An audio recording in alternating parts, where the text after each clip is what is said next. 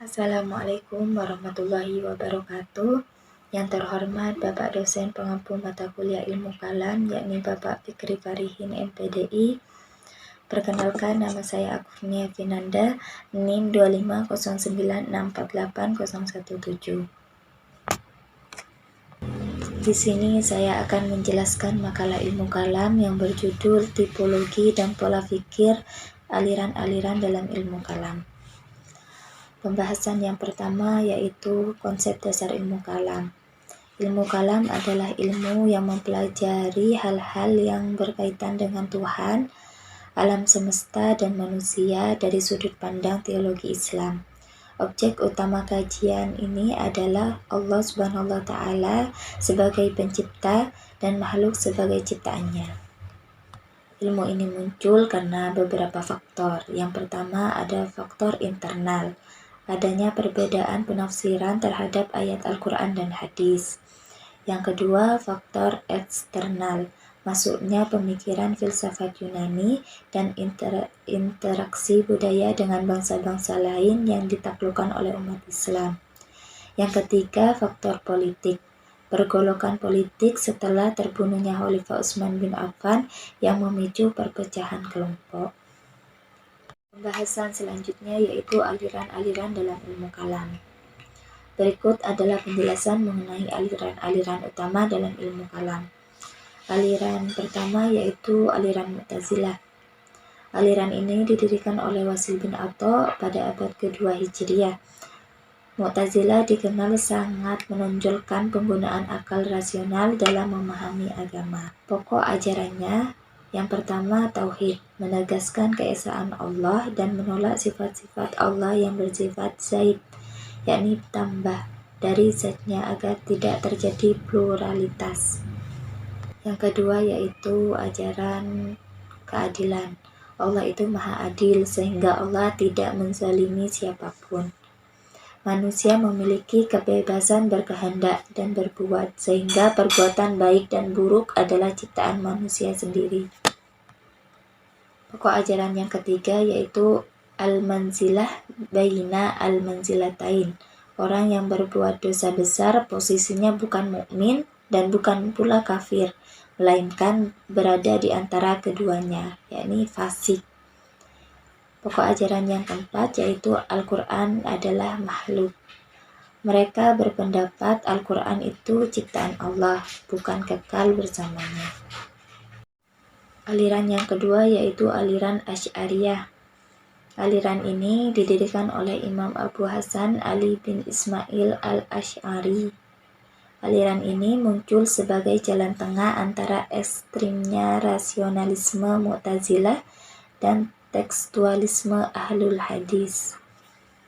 Pokok ajaran yang pertama yaitu sifat Allah, mengakui adanya sifat-sifat Allah sebagai disebutkan dalam Al-Quran dan hadis dengan cara bila kaifa, tanpa menanya bagaimana. Yang kedua yaitu qada dan qadar. Manusia memiliki kemampuan untuk memilih, namun perbuatan itu tetap diciptakan oleh Allah Subhanahu wa Ta'ala. Konsep ini dikenal dengan istilah kaus, manusia yang mengusahakan, Allah yang menciptakan. Yang ketiga yaitu Al-Quran. Al-Quran ada dua sisi, yaitu lafadznya, ucapan atau tulisan adalah makhluk, namun maknanya adalah qadim, kekal. Yang keempat yaitu dosa besar. Orang yang berbuat dosa besar tetaplah mukmin selama tidak mengkufurkan nikmat Allah Subhanahu wa Ta'ala. Aliran yang ketiga yaitu aliran Maturidiyah. Didirikan oleh Imam Abu Mansur al-Maturidi. Secara umum, ajarannya searah dengan Asy'ariyah, namun lebih menekankan pada kekuatan akal. Pokok ajaran yang pertama, akal.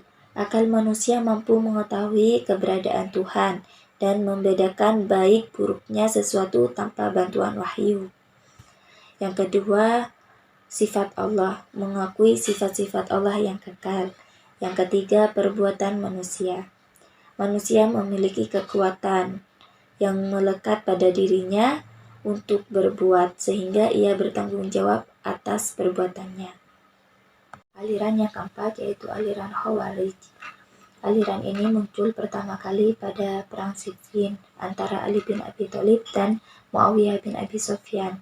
Mereka keluar dari barisan Ali karena mereka menolak tahkim, arbitrase. Ciri khas aliran Khawarij yaitu satu, sangat keras terhadap ekstrim dalam menerapkan hukum Islam. Yang kedua, menganggap orang yang berbuat dosa besar sebagai kafir dan keluar dari Islam. Yang ketiga, menganggap pemimpin harus diberhentikan jika melakukan kesalahan atau dosa besar. Aliran yang kelima yaitu aliran Syiah. Awalnya Syiah adalah kelompok politik yang mendukung kepemimpinan Ali bin Abi Thalib dan keturunannya, namun kemudian berkembang menjadi aliran teologis. Pokok ajarannya yaitu imamah, mempercayai bahwa pemimpin umat harus berasal dari keturunan Ali dan Fatimah yang ditunjuk langsung oleh Allah Subhanahu wa Ta'ala. Yang kedua, memiliki beberapa cabang seperti Isna Asy'ariyah, 12 imam, Ismailiyah, dan Zaidiyah. Dan Murji'ah, menganggap iman hanya soal keyakinan hati. Amal perbuatan bukan bagian dari iman.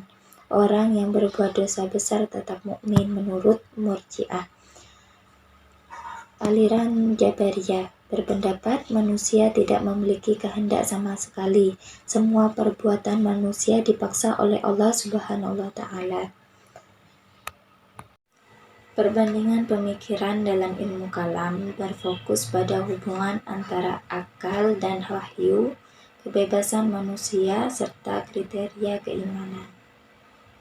Perbedaan ini muncul dari cara masing-masing aliran menafsirkan teks suci dan peran logika dalam beragama. Seperti kedudukan akal, Mu'tazilah dikenal sebagai rasionalis yang menganggap akal mampu mengetahui kewajiban sebelum datangnya wahyu. Sebaliknya, Asy'ariyah memberikan porsi terkecil bagi akal dibandingkan aliran lain, hanya menggunakannya untuk memperkuat dalil nakli. Maturidiyah berada di tengah, di mana akal mampu mengetahui Tuhan tapi kewajiban syariat tetap berdasarkan wahyu. Perbandingan mengenai perbuatan manusia.